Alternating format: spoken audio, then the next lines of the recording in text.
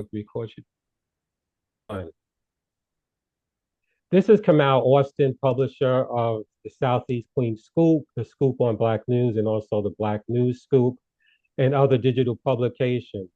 And we are here with a person that is really going to inspire you today. She has invaluable information.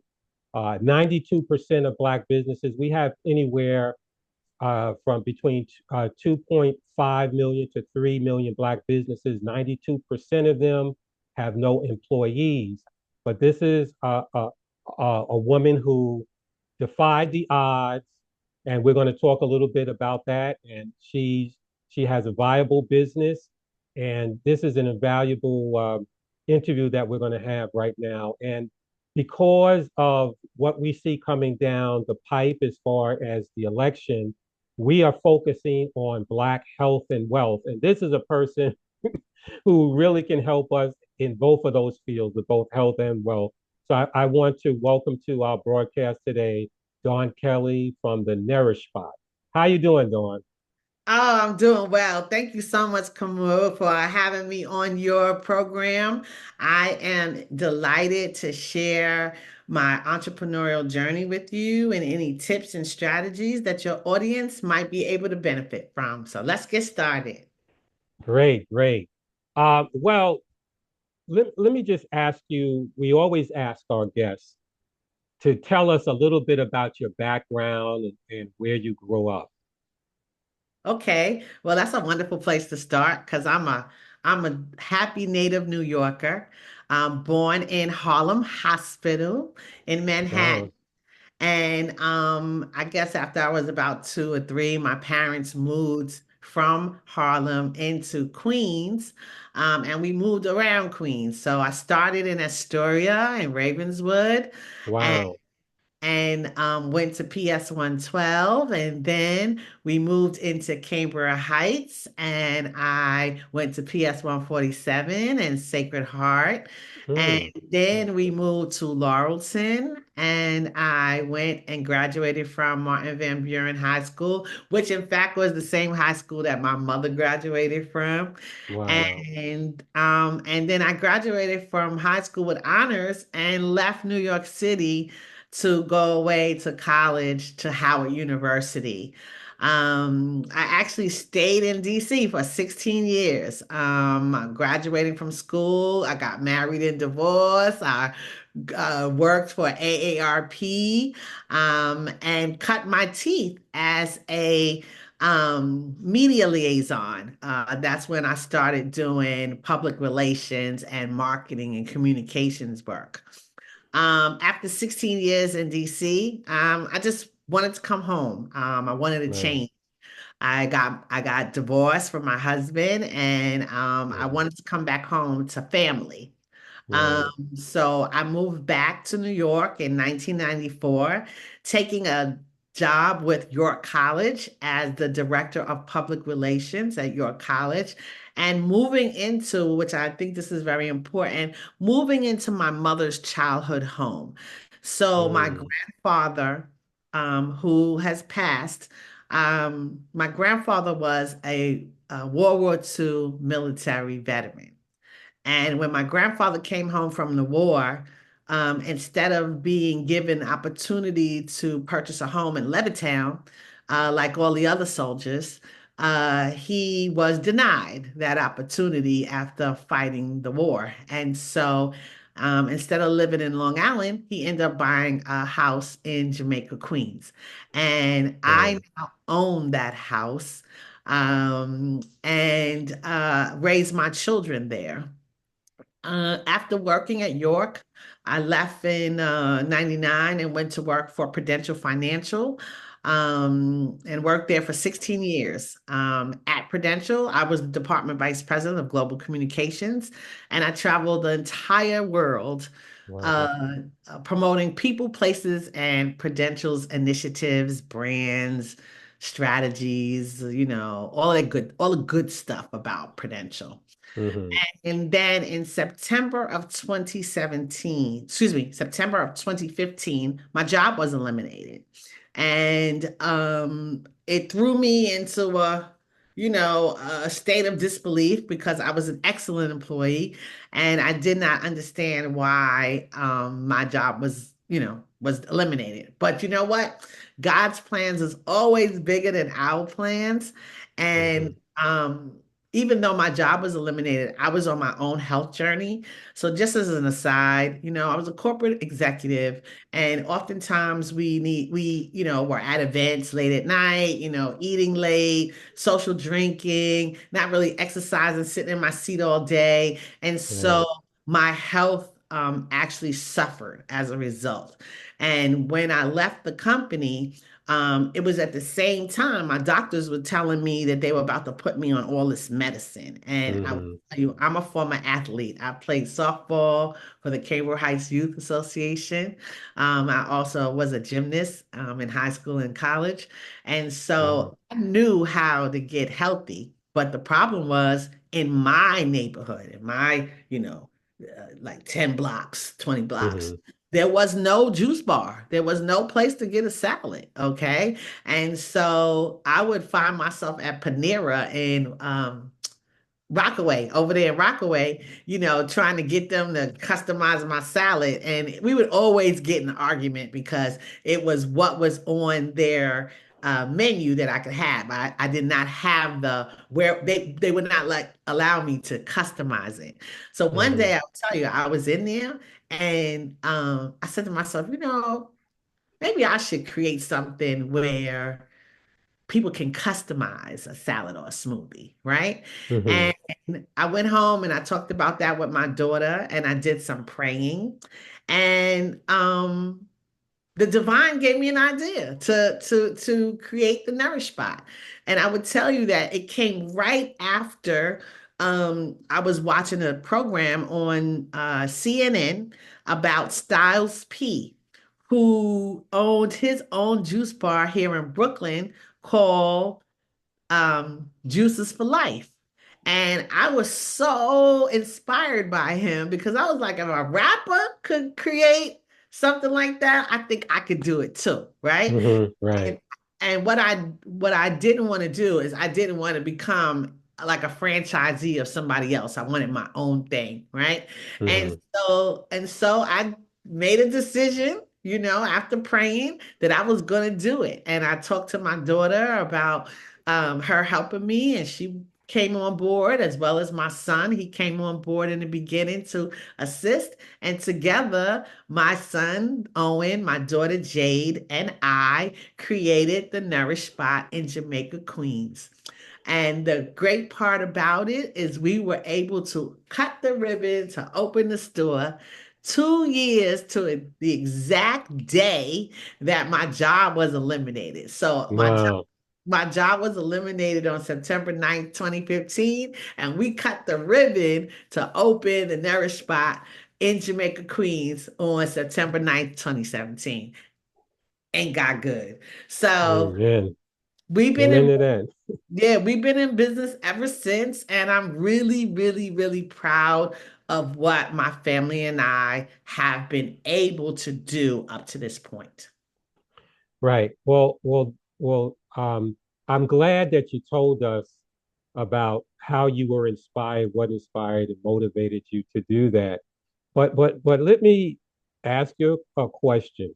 All right. It may be a little it may be a little somewhat of a caveat kind of question. I know that, well, let me ask you.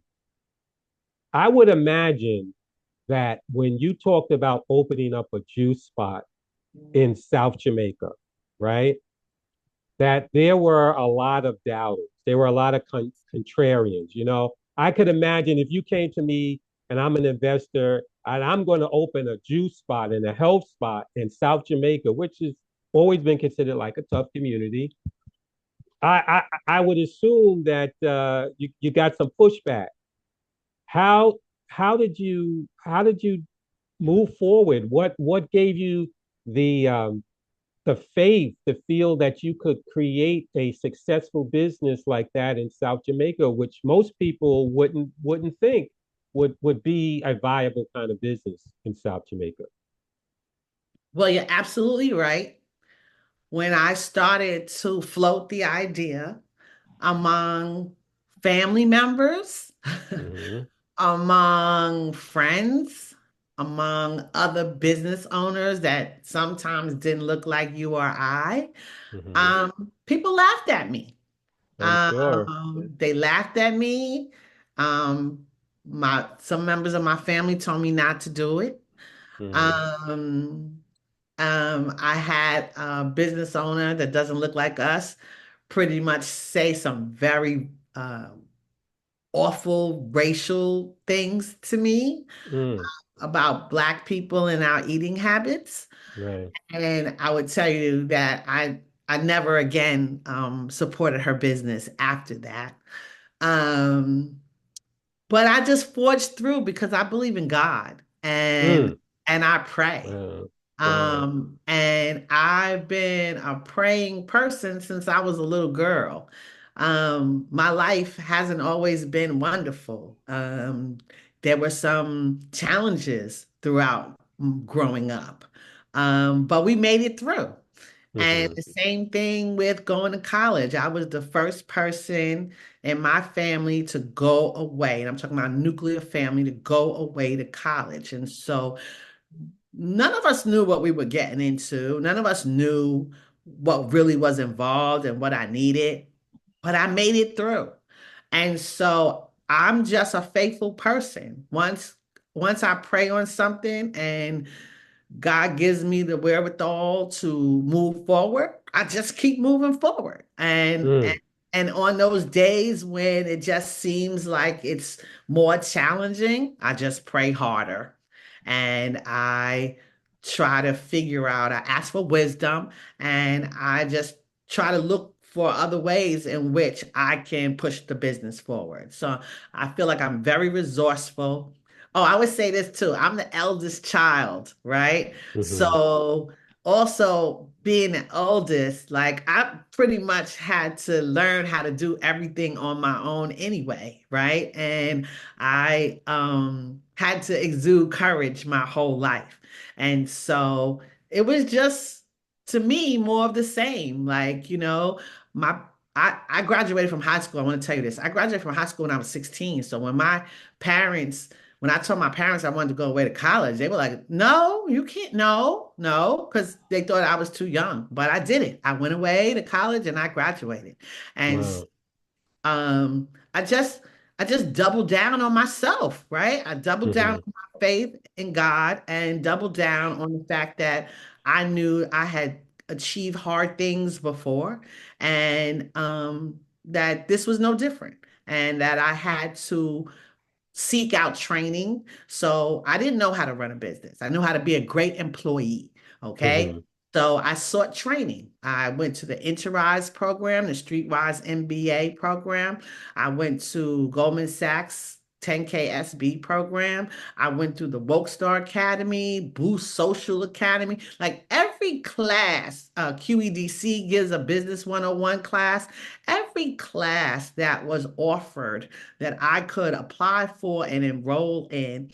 And even if I had to pay in some cases, I was willing to invest in myself to get the information and uh, I guess the information and the tips and strategies that I needed in order to open, operate a business effectively, efficiently, and profitably.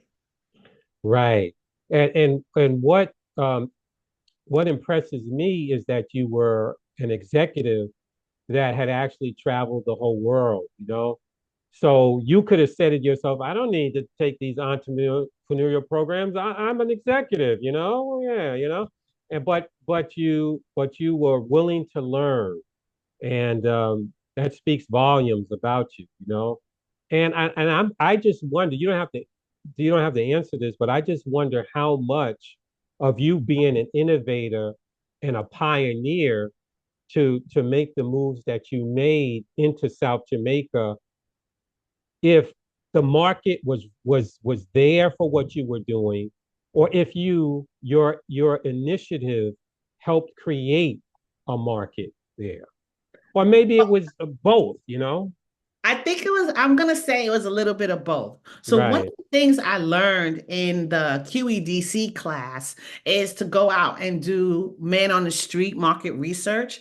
So, Hmm. as I mentioned earlier, I've lived in my community like now. We moved back in 1994. So, I've been there for a minute now. So, I have, friends in the community. My children have friends in the community. Hmm. And, people know me. And so I just started asking the people in the street. And I mean, just my neighbors, young men that were outside, Hmm. people walking down the street. I just started asking them and saying, like, if I put a juice bar here, would you support it? And people be like, hell yeah, because I go all the way to Harlem or I go this place, right? And Wow. and so I was like, for real? Like I really was finding out information and then people were telling me, what they buy when they go to these places, right? And so Hmm. I'm like, okay, there's a market here. There's a market here. Then the other part is one of my customers, she does a lot of work around health disparities. And so, she told me about, that we were a food desert and that the community has been like considered impoverished, for Hmm. decades, right? Right. So I knew that we were ripe for the juice bar. It was just somebody to have the courage and the bravery and the resources to create it. And so, I mustered up all my courage, enlisted my children, and we got it done. Absolutely. Absolutely. Um, eh, it's very interesting. It's just very interesting.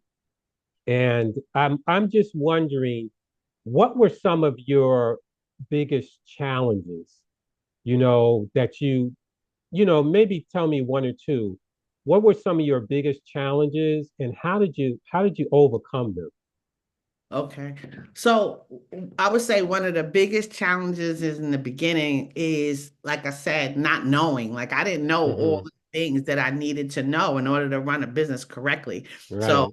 the first thing was going to learn, right? Going to Hmm. learn and not being satisfied with one class. When I finished one class and I realized there were still parts that I wasn't quite sure about, took another class so that I could focus on that one part that I wasn't sure about. So that's the first thing. The Hmm. second thing is, I would say, big thing is after we were open for a couple of maybe about a year and a half, it was just me, right, running the store by myself. Sometimes my kids, because my kids were working, Hmm. so every so often when they were off, they would come help, right? But it was really Right. just me.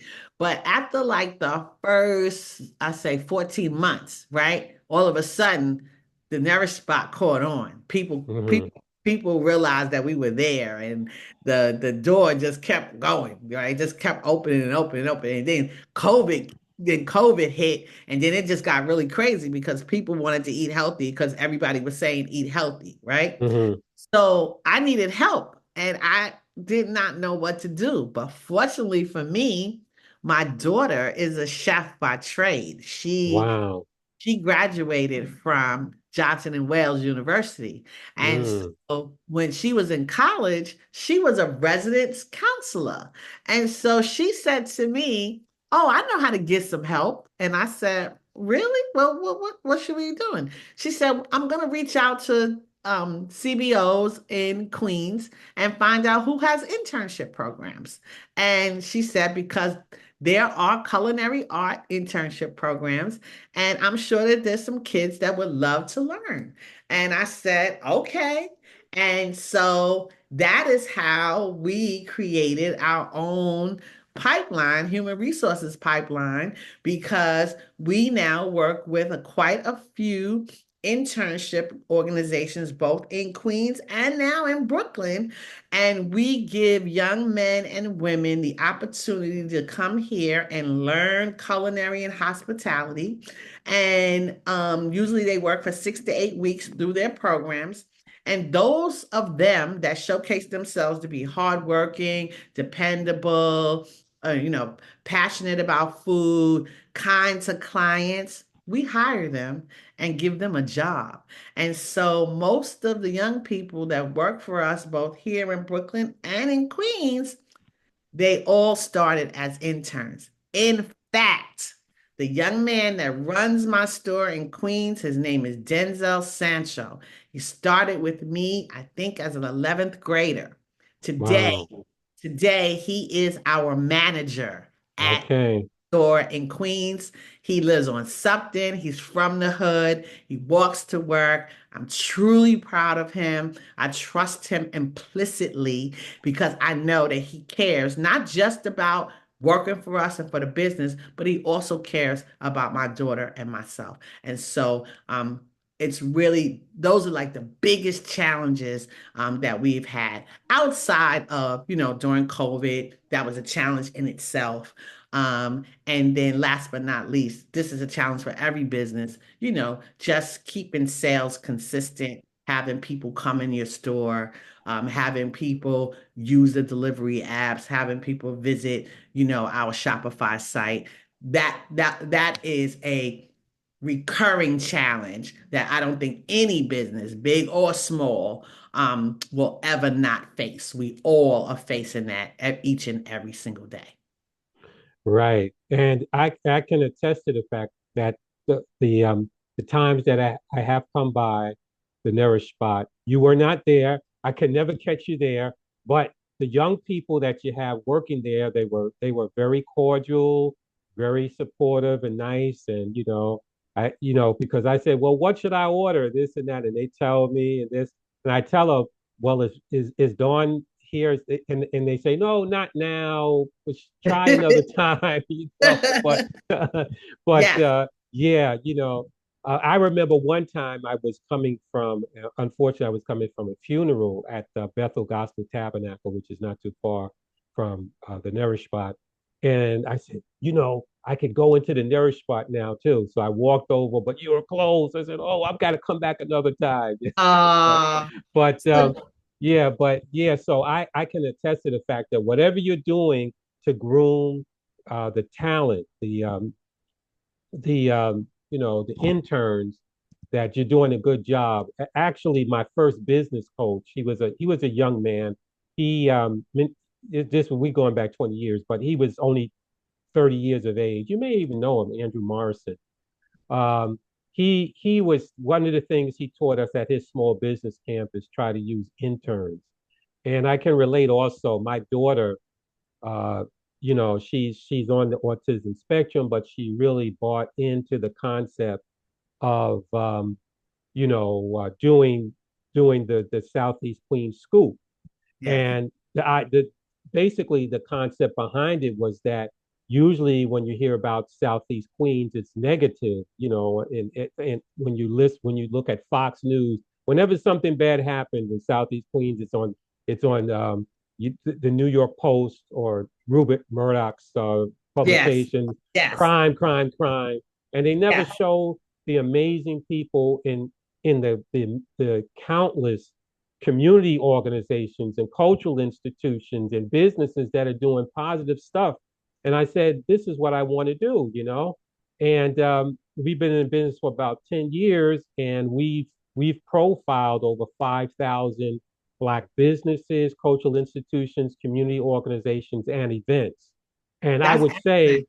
yeah, and I would say that my daughter probably posted maybe 3,000 of those things. That's wonderful. Yeah. And you should be really proud because, you know, there's always opportunity. This is how I feel. I feel like with children, with anybody, I think that everybody has an opportunity to learn and to do stuff. You just got to take time with individuals and figure out what they like, what they enjoy, and what they can be good at, and then you teach them, you coach them. And so Mhm. I would tell you that at the Nourish Spot, I mean, I just treat my staff with respect, even though they're young people. But also, I raised two children, so I don't have, I'm really clear about what the rules are, what the processes are. And I don't cut corners. So I would tell you, like, when we first started, we would get the young men in and they wouldn't have a belt on, and I would send them home. And they don't like that because that means they don't get paid for the day. Okay. Mm, So, you come to work here, people can't see your underwear. Okay. This is food. You need to have a belt on. And right. if you come here and you don't have a belt on, I will send you home. And so, Mm, no one wants to get sent home. And right. so, and then the other thing, I share with them everything, every newspaper article, every time we get a catering order, I explain to them how what they do benefits the bottom line of the company, and I teach them how we make money. So if they don't do what they're supposed to do, then we don't make money, and then we can't pay the few individuals that are actually on our payroll. We won't be able to pay them. So I'm very clear about what we do. My daughter is like closer to them in age, so she speaks their language, if you will. And so we kind of play a little bit of good cop, bad cop too, right? So, Hmm.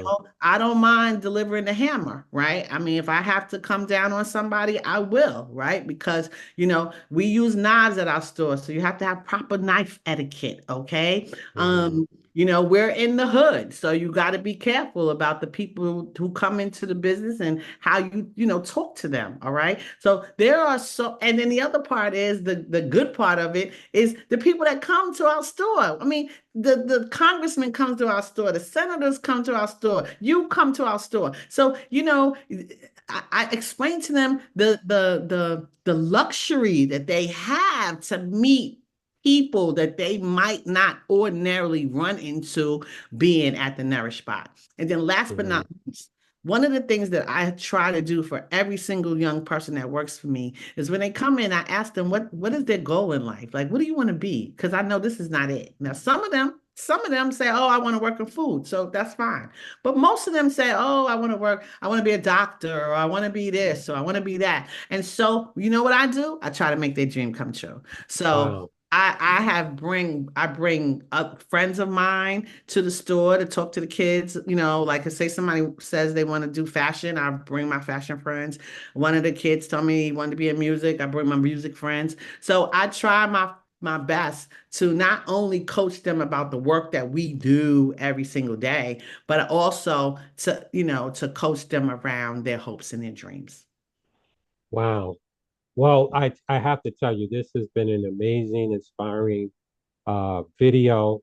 And I hope to talk to you again in the future. I want to come by and check out maybe both of your locations and do another interview in the future. This interview has given me some ideas of what we might talk about. Okay. But I just want to thank you for taking the time out of your very busy schedule and coming and sharing your insight and your knowledge with us on how to run a successful business and in more than one location. So thank Thank you you so very much. much, Well, Dawn. I Thank you very thank much. you. Thank you very much for wanting to speak to me. And I look forward to talking to you again. And yes, and this is what I want to say to all your viewers. If I can do it, you can do it too. So step out on faith and give yourself a try. Thank you. And I just want to let our viewers know that we are going to have links to her website and to her contact information, social media handles, and other things on both our YouTube channel. And we also embed this video into our news blog, the southeastqueenscoop.com. So again, Dawn, thank you for taking the time to um, to share with us, and we look forward to speaking with you in the future and also supporting your business. Thank you. Thank you. Take care. Take care. Bye.